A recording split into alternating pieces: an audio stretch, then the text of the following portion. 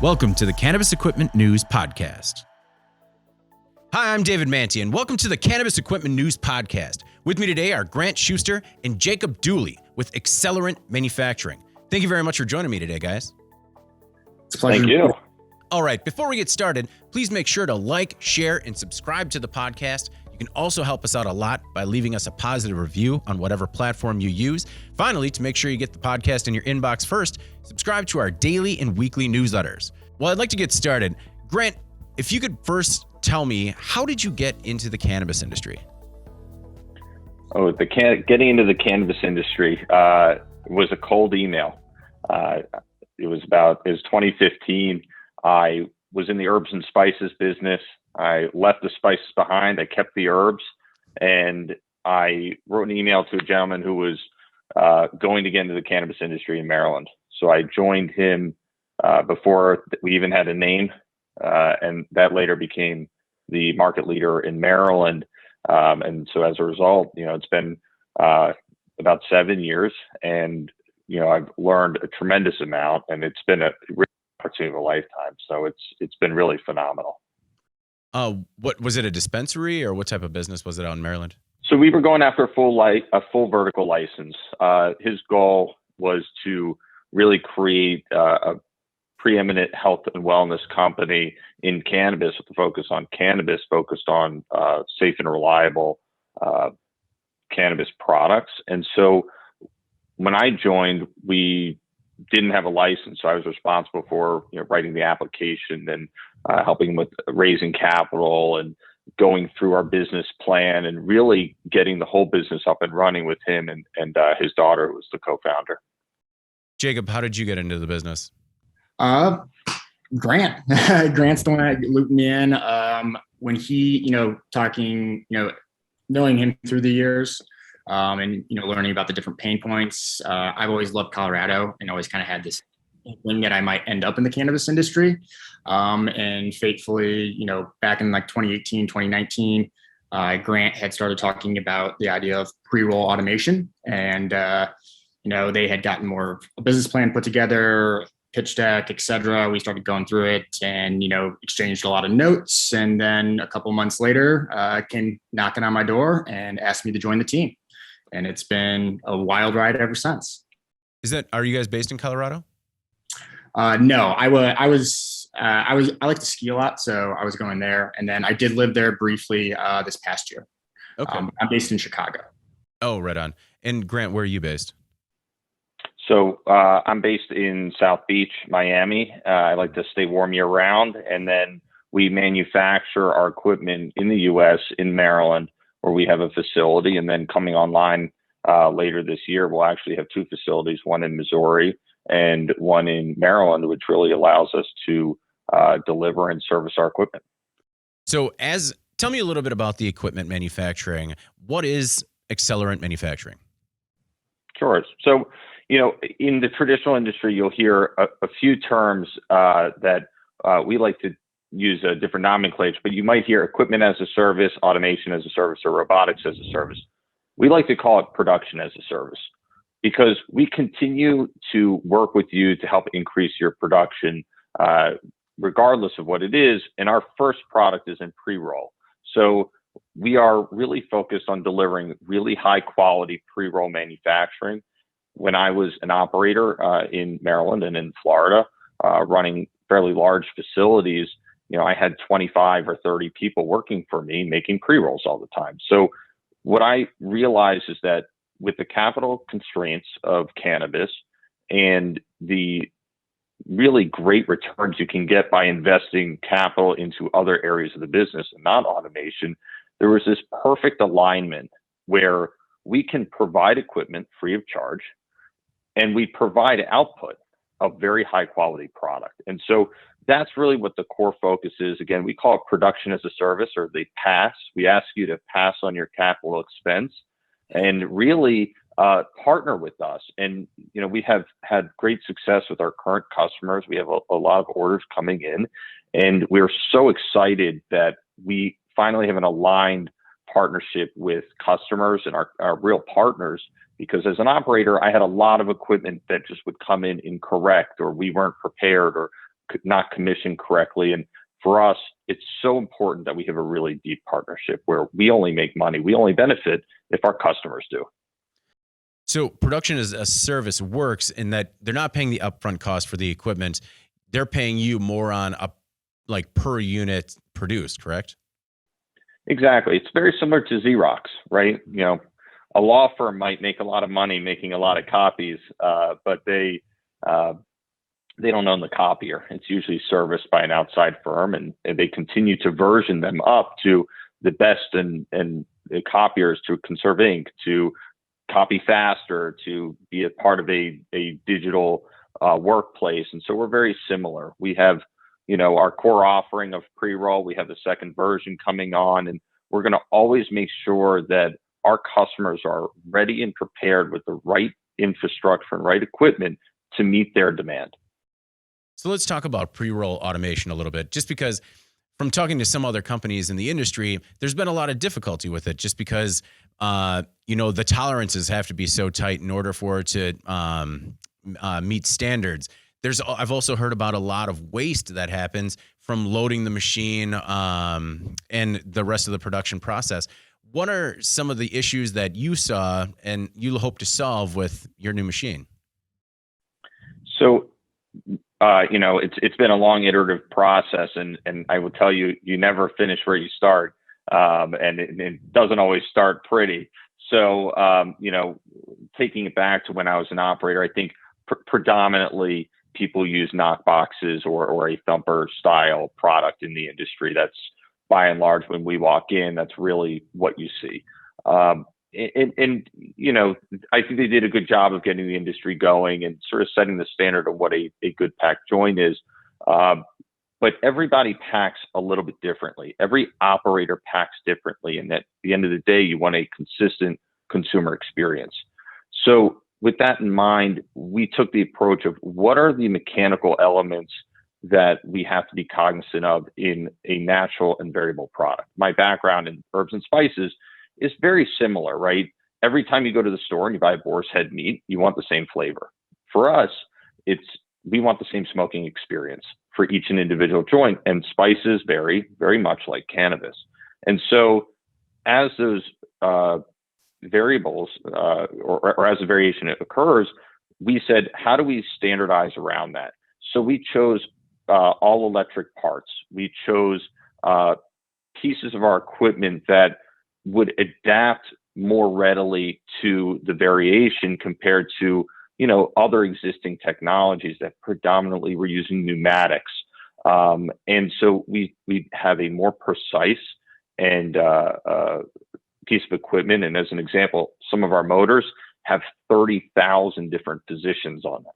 So we can be very, very precise and repeatable, but also if you need it a little bit tighter or it needs to be a little bit looser, you have really infinite control. And we took our learnings from knock boxes, right? So how do people do today, and how do we adapt that and turn it into a product that was repeatable? And then to answer your question about waste, we use really the most precise, accurate, and high-speed scale that we can find. It measures to the 10,000th of a gram. I can't certify that because technically speaking, there's a legal definition of legal for trade and what you can and can't say and claim. But we are very, very precise. We keep track of every single weight of what we do in order to make sure that the end consumer gets what they want. Because when I was an operator, we only had two real complaints. One, you shorted me on product, right? Customers don't tend to complain if you give them a little bit more. And then the other one is it runs or it's uneven or it's too tightly packed. Those were really the two buckets of concerns that our consumers had. How do you make sure that they're not too tightly packed?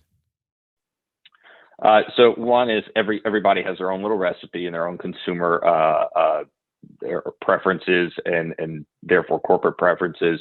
And we educate people about, you really don't want to shove it in, right? Because it's about having a nice, even compaction throughout the body. It's a little bit tighter at the bottom. It starts to get loose.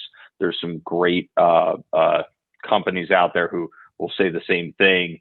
who are in the cone manufacturing business, not so much the equipment manufacturing business. So it's really about making a nice, consistent joint, having enough airflow, and we help our partners really figure out what's the right configuration for them. Jacob, for your partners, if you have, where is a customer in the process when they come to you? Is it 30 people working with knock boxes? And, do you come in? What's sort of what does an average client look like when you come in? Yeah. So the entry point tends to vary. Sometimes it's a startup and maybe they have a smaller team where there may be just 3 to 5 people that are currently doing the knockbox process, and they might be struggling to scale that up. So they're having revenue loss on that sales side because they can't keep up with demand for their product. So great, you found product market fit, but you don't have a scalable process to deliver on that demand. So they'll come into the loop. Then there's other operators that have been up and running already, and they might be doing 100 or 200,000 pre-rolls a month, but they have done this through scaling up, teams of 20 or 30 people that are running the knockbox process. And those tend to make it, those are really easy sales because they're knowledgeable and they have the experience. They have a good gauge on their demand. They see how their pre-roll business will be growing. They already have locked in, who are they purchasing cones from? What sizes work for them? What sizes do they want to go explore in the market? So that makes it a really seamless conversation. And then the mom and pops, they usually are kind of, they're looking to grow and they might have 1 or 2 successful SKUs, if you will, but they're looking to add more and then also continue to scale. Is there like a number where, let's say they have, 5 people in assembly? Is that when, you could justify the machine, or is it kind of, even if they have 1 person, it would still make sense to bring the automation?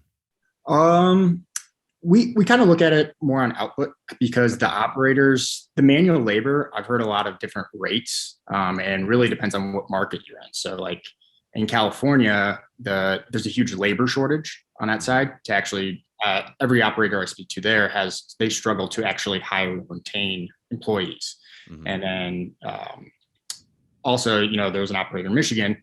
He always has a problem when he's training somebody new over the process where they always pack it always too tight. And then they end up having to undo these pre-rolls and then remake them because the consumers aren't going to be happy because it's not smokable. So those labor challenges are usually one of the big pain points. And then on the mom and pop side, it's more about the scalability. And so we like to look at, what is the output they're doing today? So we kind of look at it if they're maybe doing 40,000, but they want to be doing 75,000. Because we have MOQs based on each group set configuration you have on the machine. So 50,000 is the base layer.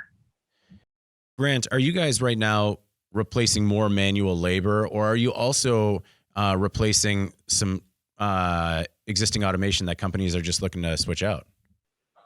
So it's a little bit of both. And that's our real charter client is our poster client, where they've actually bought 2 other pieces of equipment prior.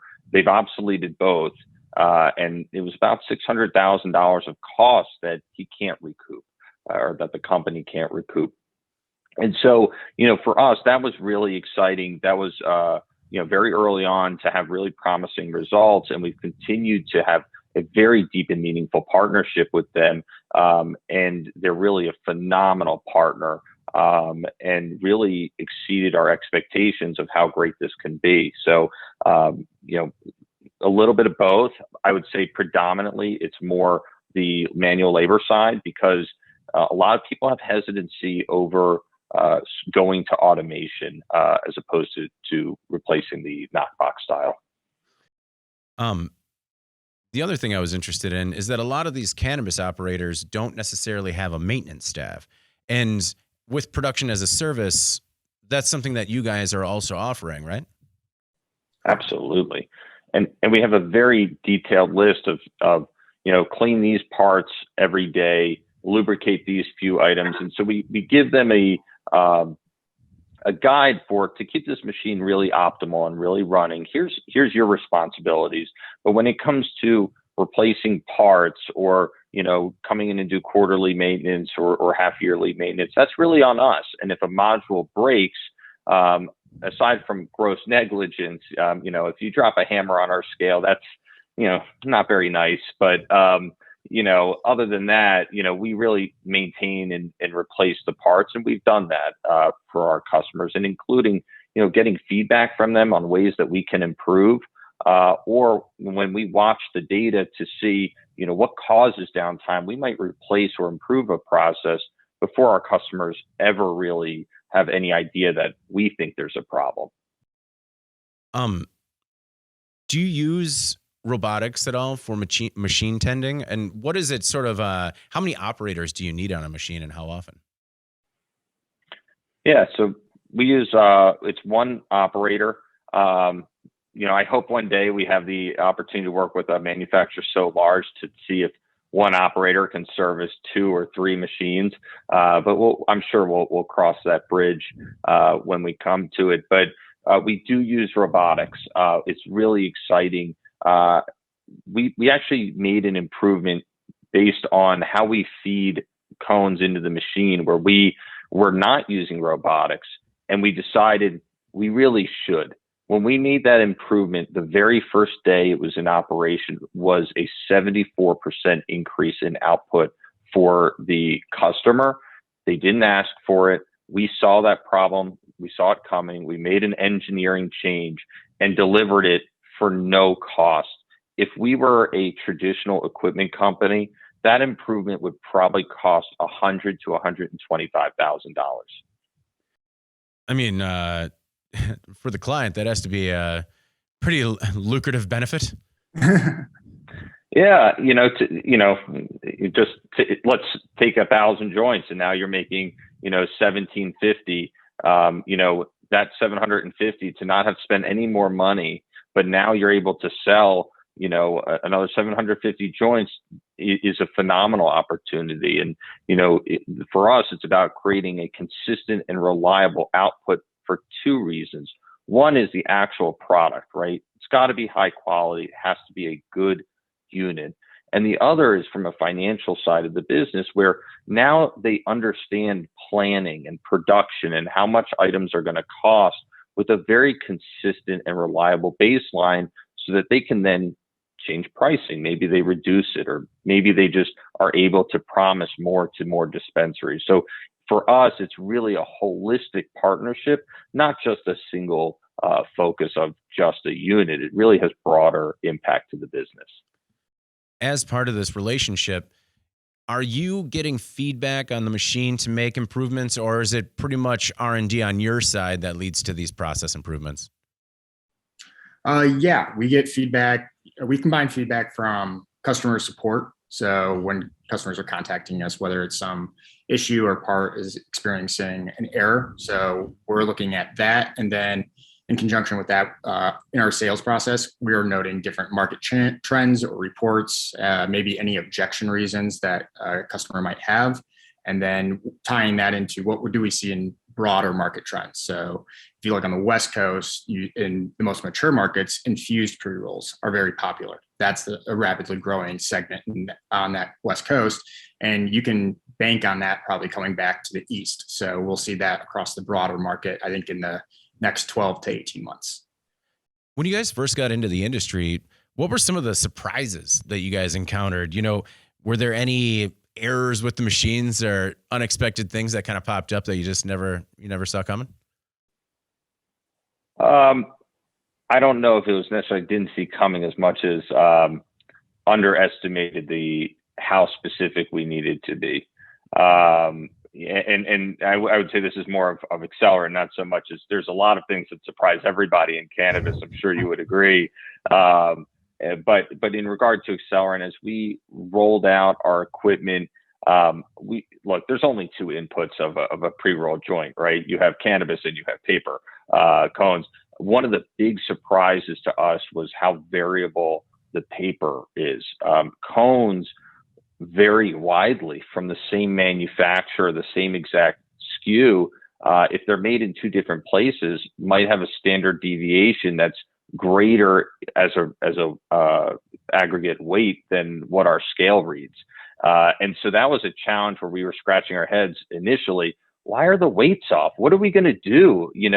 This scale is so expensive. How can it not have an accurate weight? And it turned out that it was, you can't really weigh a filled joint afterwards because the paper weight fluctuates, sometimes 6 to 10 hundredths of a gram. That's way more than our scale fluctuates. So that was a big surprise. I think the thing that the two challenges other than that I think were critical for us in our learning process is, one is the grind, and its relationship to the paper. If it's too coarse or the distribution isn't right, you don't get really enough of a pack, or you get too much of a pack.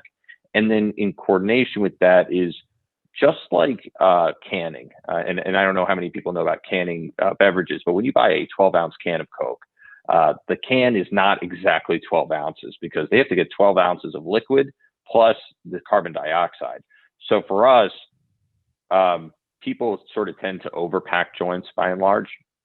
And with us, it's not packed quite as tight. So you need a little bit more headspace than what operators are typically accustomed to.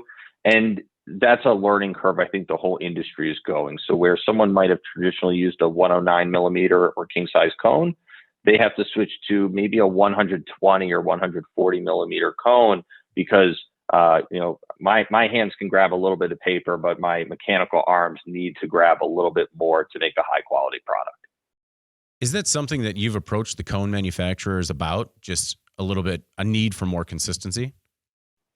Absolutely. We have a very deep partnership with one of the best cone suppliers in the industry. There are some that do a wonderful job.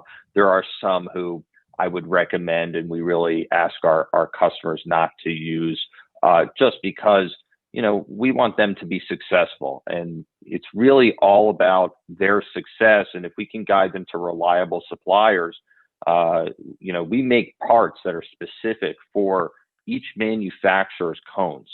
And but there are some that even though we make that part, the cone doesn't come in correctly, or isn't consistent enough to even make a part. So we've gone to them. Some are phenomenal partners, and some, just like any industry, you have great ones, you have bad ones, you have some in the middle. How is it the smartest pre-roll machine in the world? I'll let Jake go ahead. That was his tagline. I do love it though. Yeah. So when looking at it, modular. So if you were doing a traditional equipment purchase, you might have a machine that does 2,000 units per hour, but you spend all this money on it, but you're not operating that around the clock. So you essentially have wasted capacity that you had this capital expenditure on. So, with the modular approach, we can really pair the machine's configuration to the desired production output that the operator wants. So therefore they can hit their business goals and targets. So pairing it there with the right capacity. And then next, I believe, is, looking at the IoT connected elements of our machine and the robotics. All of those align where we're collecting so much data on all these pre-rolls, and then also looking at the alarms and error rates where we can be proactive about maintenance. We can really provide a predictable production process for these manufacturers. And I think that becomes a no-brainer approach. It makes it a simple buying decision and, predictability for that organization, because as you mentioned earlier, they're not staffing a maintenance team, at their facility. These are complex machines. We're their partner where we take care of this. We want to eliminate this worry or concern in their business. So we're going to maintain our equipment. We're going to make sure they can deliver consistent product that meets their customers' expectations and ultimately helps them reach their business goals. What is the operator? Go ahead, Brian. I was going to add one thing, which is, some people always say, well, if you're an MSO, you're not going to buy this. I actually think it's an even smarter partnership if you are an MSO, because now think if you're a CFO of your Curaleaf or Trulieve and you're in, 10 states and you buy a competitor of my machine, right, and say it's $500,000, that's $5 million very quickly. And so for us, we look at it as it's smart for the operator, it's smart for the business, it's smart for the investor. for us all around, and for us, obviously, if you partner with us, it's the smartest decision because we also benefit too. So we love that whole matrix in really being that holistic partner. I wanted to talk about the operation a little bit. Step by step, how do you load and unload the machine? Sure. Go ahead, Jake. So with loading the machine, in the morning, you would typically do any type of clean off that maybe, checking from the night before. And then you would prepare your product. So, running that through a mill. So we like the Mobius trimmer and mill. We think it produces an outstanding and consistent flower material for us to process. So prepare that batch. You'll load your canisters, and then you'll also load up the cones. And so with our machine, you have a recipe approach where you pair that cone size, that SKU, that flower strain. And so you'll load all of that up. So you'll have, 3 or 4 boxes of cones, and you've loaded your material, and then you'll go through the startup procedure, and then you'll start, the machine will start getting up and rolling. And so the idea is, with the robotic arm, especially, you can close the doors for the next 3 or 4 hours, and the operator that is dedicated to that piece of equipment, they can actually carry on some other processes, whether they're checking on the machine for, inspecting the units that are getting produced. They could be packaging or doing some other tasks around the facility. In traditional manufacturing, it seems like not the holy grail, but something the industry always strives toward is truly lights out manufacturing, where the manufacturing facility could run 24/7 with little or no human intervention. Is that something that's possible in the cannabis industry? So I'm a lean manufacturing by background kind of guy, and maybe I think that there's a lot of things where automation makes a ton of sense. But there's certain things that are too expensive to automate. And as you tend to get a certain scale, they make more sense. But when you have really intricate handmade products, like, for example, out west, I've seen some Thai sticks where, there's oil just so gently draped around a joint. Is there enough volume for those products? I think they're phenomenal products, or the Cannagars that are made. I've seen in Oregon with rose leaf on it. I don't think you'll ever automate that. I do think that there's so much to automate in cannabis, and that's what we're so excited about, whether it's working with partners on new technologies and helping them bring it to market. There's a really great opportunity for IoT here.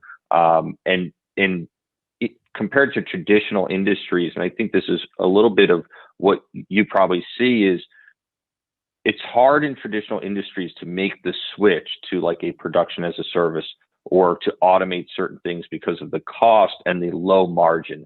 In cannabis, those opportunities exist today because they don't have those pre-existing conditions of sort of poor practices and bad automation. And there's enough margin that you can really invest into great technology to help you scale your business. Jacob, you were talking about, watching error rates, with production as a service. How are you tracking production through all the different facilities that you're in? So each unit we record everything and pull it up onto AWS. So each unit that is going through the machine, and we have, this elaborate database that has been constructed. So it makes it easy for us to query, and we've built out a variety of different dashboards from an internal perspective, but then also going through the process of user research before making the customer-facing dashboard. So they have, they can also look into their operation, but then us from an internal perspective, like our chief operating officer, Al, he's a fanatic about it. He watches all of the alarms. I mean, if you call him or text him at any point in the day, he'll probably tell you, be like, oh, there's only 5 alarms, across all the machines. And it's only, it's 12 o'clock. This is great. The leaps and bounds of progress the team has made from, the initial beta to where we are now. I'm extremely proud of it. I know Grant is, and we're continuing to push ourselves to drive down that alarm rate and learn from it as well, though. Highlight opportunities to improve our equipment and be proactive, because that helps us deliver a predictable manufacturing process for our customers. So Grant, using the production as a service model, outside of traditionally just selling equipment, how do you guys make money? So we make money on the long term. There's this great term, I think it was Bain Consulting that came out with it, called "How to Swallow the Fish."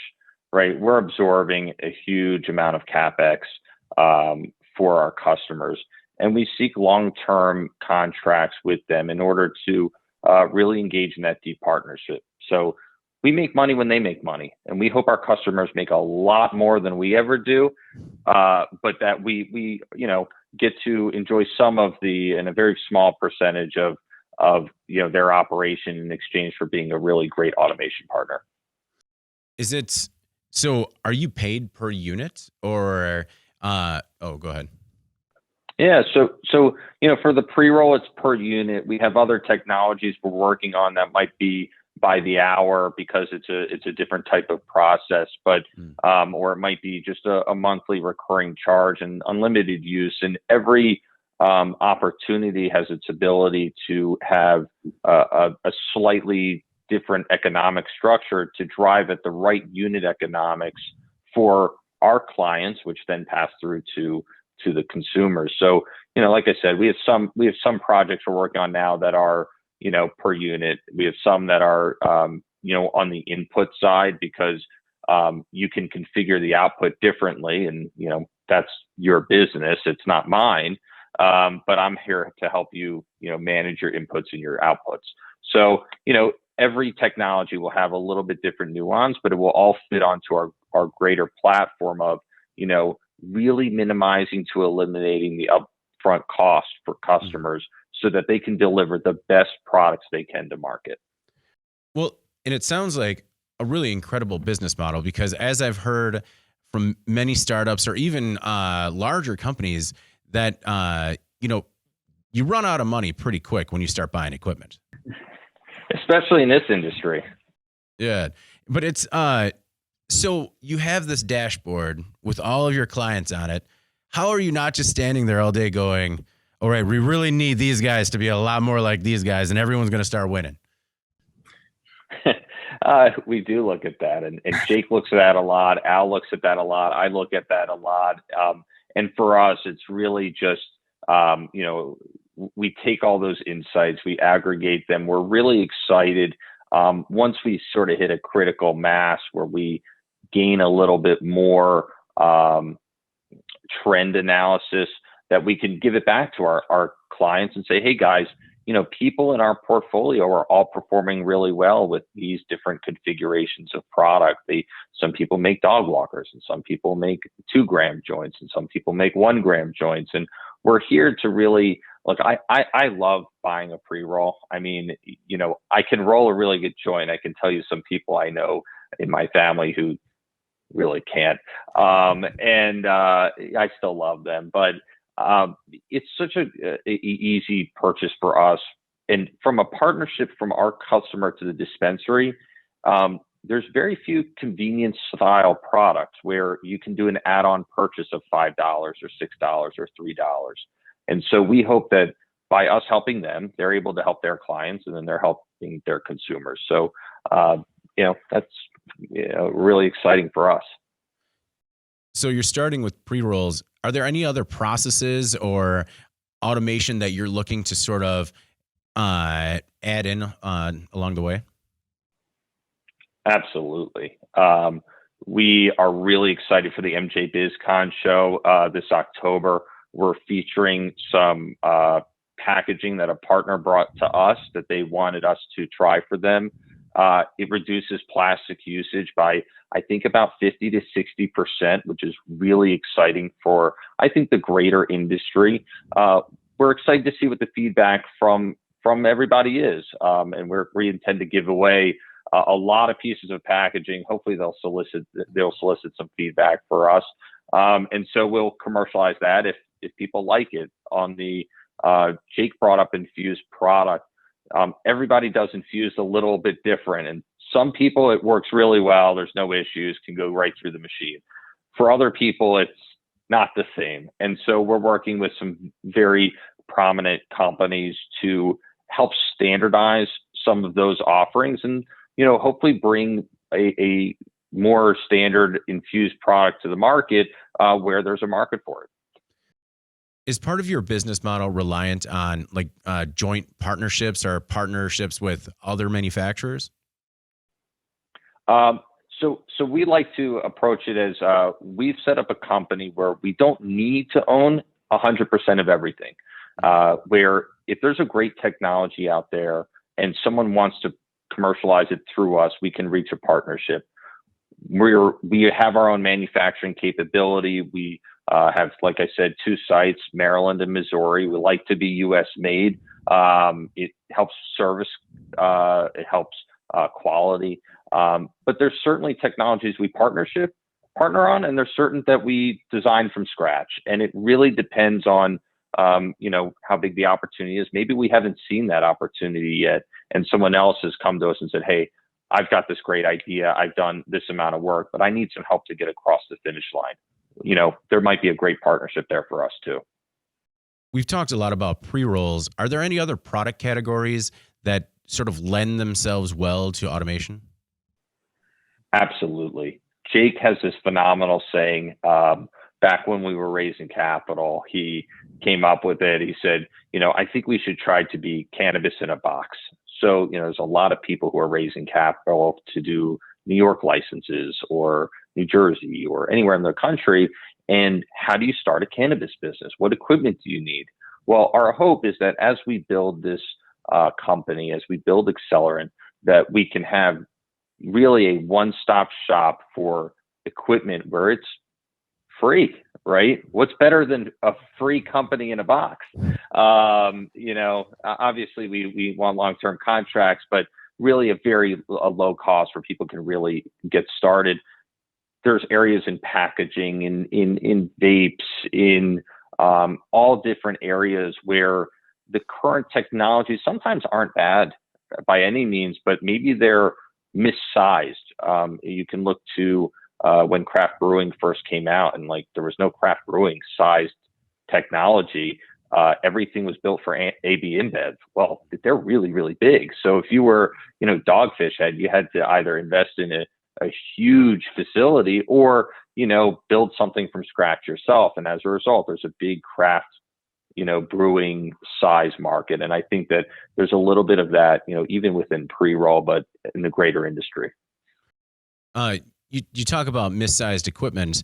We hear it a lot about companies that have that dusty equipment in the corner that just isn't used anymore. They either grew out of it or they never used it to begin with. I mean, and I think that your business model really, stands to help people from ever having that happen. Absolutely. And our partner, Al, or our COO, Al, wrote a great article. One of the biggest costs that we think there is, it's hard to quantify, and there's a lot of things that don't end up on your CFO's, P&L. Lost revenue because of missed opportunities never ends up. The cost of what's obsolete equipment, right? Where you really should buy new, but you don't because you have something that, quote, works. If it ain't broke, don't fix it. Well, from our perspective, we're really managing internally, how do we version from version 1 to version 2? What are the parts that we can take and keep because they were really effective, but maybe instead of being, at a 90-degree angle, they're at a 45-degree, and that makes it run even better, things like that. So that's really for us to bear. And we want to keep all of our clients, all of our partners really running on the best, most up-to-date technology, because that's what's going to help them be successful. And in turn, same thing with us. How do you stop yourselves from getting complacent? I'll let Jake answer that one, but I don't think it's too hard in this industry. Well, I mean, there's one metric that, the team really rallies around. We call it the effective rate.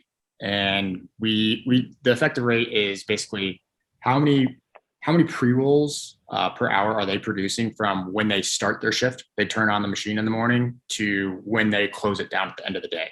So this is taking into account, the human operations of it, like going to lunch, taking breaks, going to the bathroom, et cetera. So, we're paid on per unit. So we're really aligned on that. And we have to account for that human aspect of the business. So, that was the effective rate, looking at that metric, that allowed us to go pursue the robotic arm for loading cones, because it gave it more capacity and reduces the amount of times that an operator would have to open the doors to go reload cones. While it doesn't take a ton of time, it's still, that it requires human input.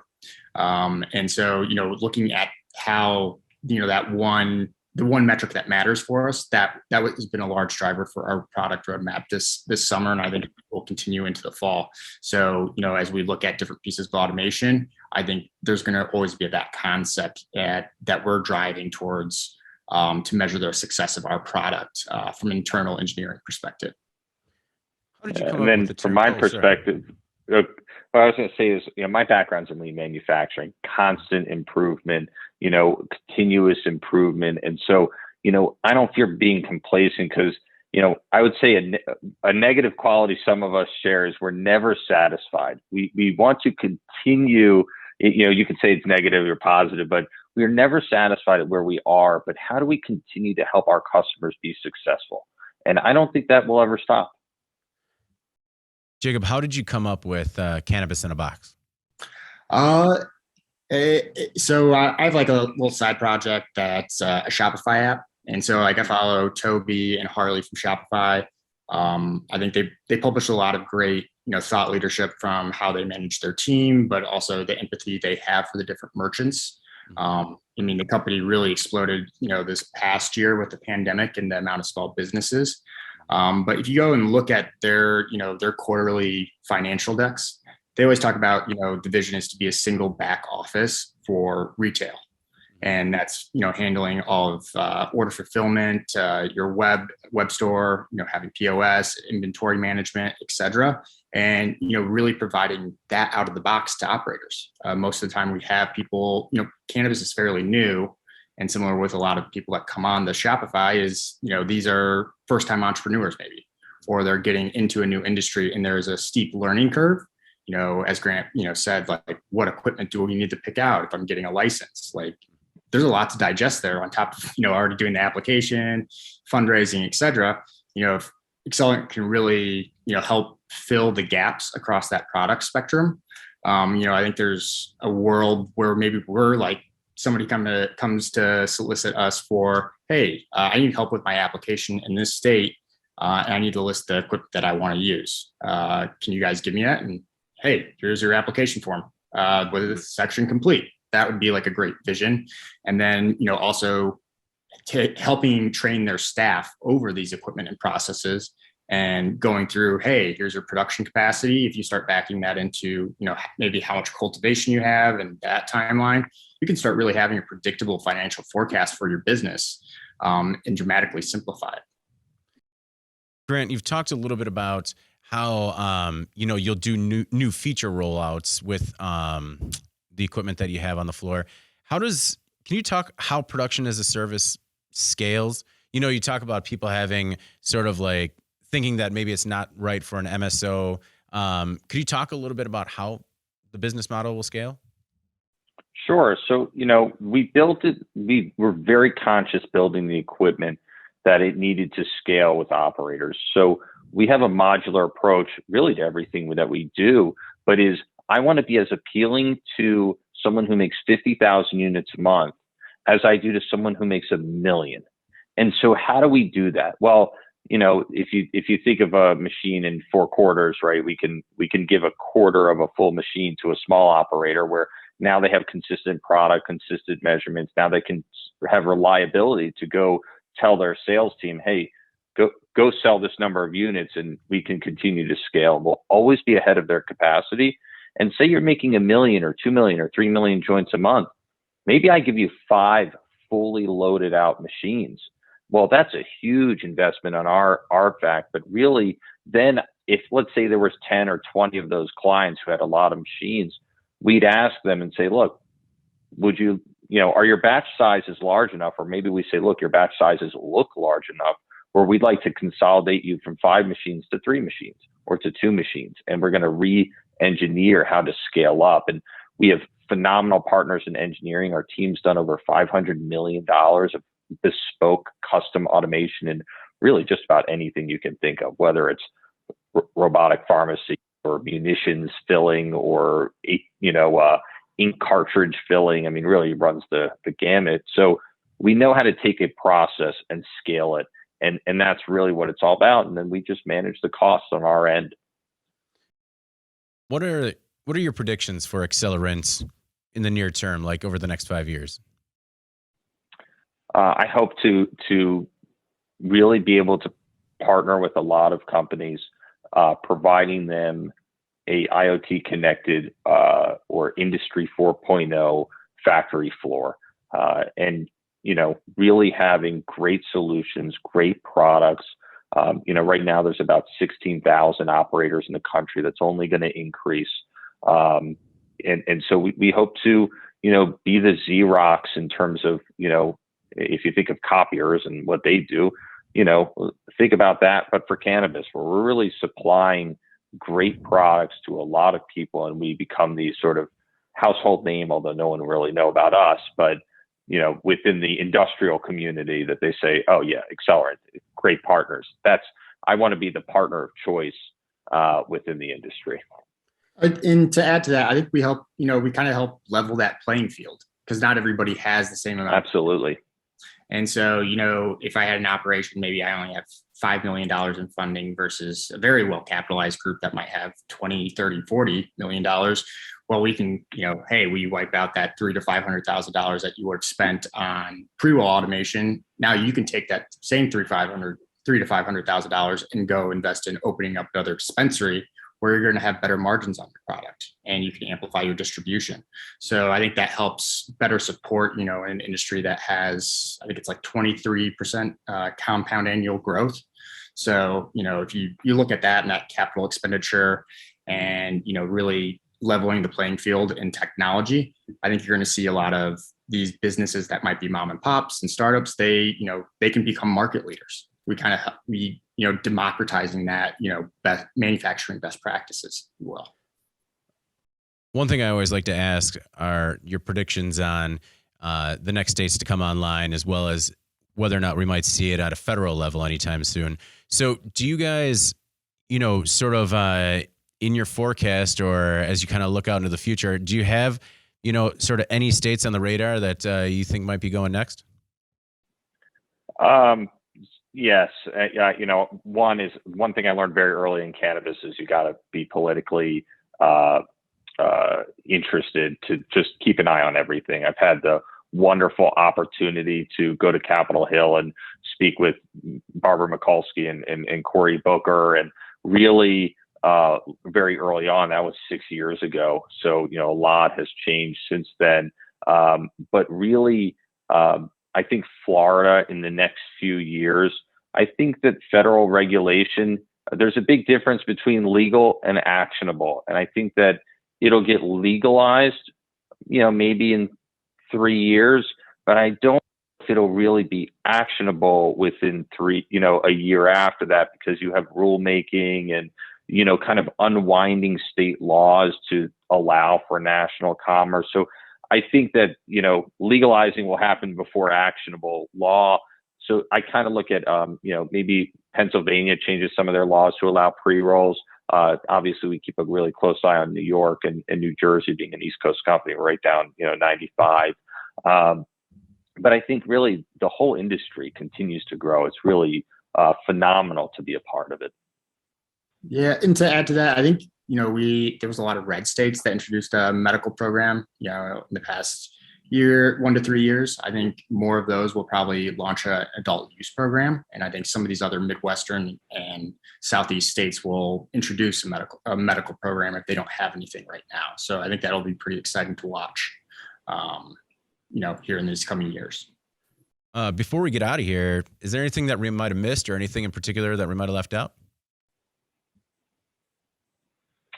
I just want to say thank you. I think this was a great opportunity for us, and we're really excited to see where the industry grows. Yeah, pun intended there.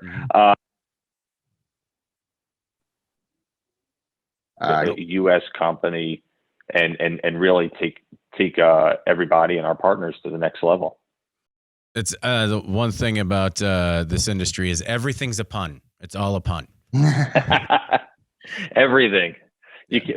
Like my says, ask us how we roll. We always say we're on a roll. How are we rolling today? Do you guys, is that, since you work with so many different other companies, when you're out, do you find a little bit more pride when you see something that was made with your machine stacked up against something else at the outlet? Yeah. Not only do I see pride in that, I see a lot of pride, on the back end when we watch,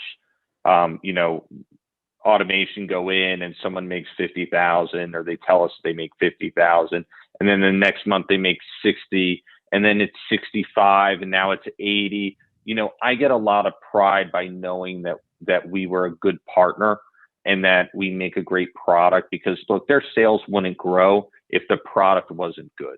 Mm-hmm. And so it gives me a lot of pride, having been in the industry for a while now, that we are helping to make great products for consumers, and we're helping those businesses, really take or fulfill that demand.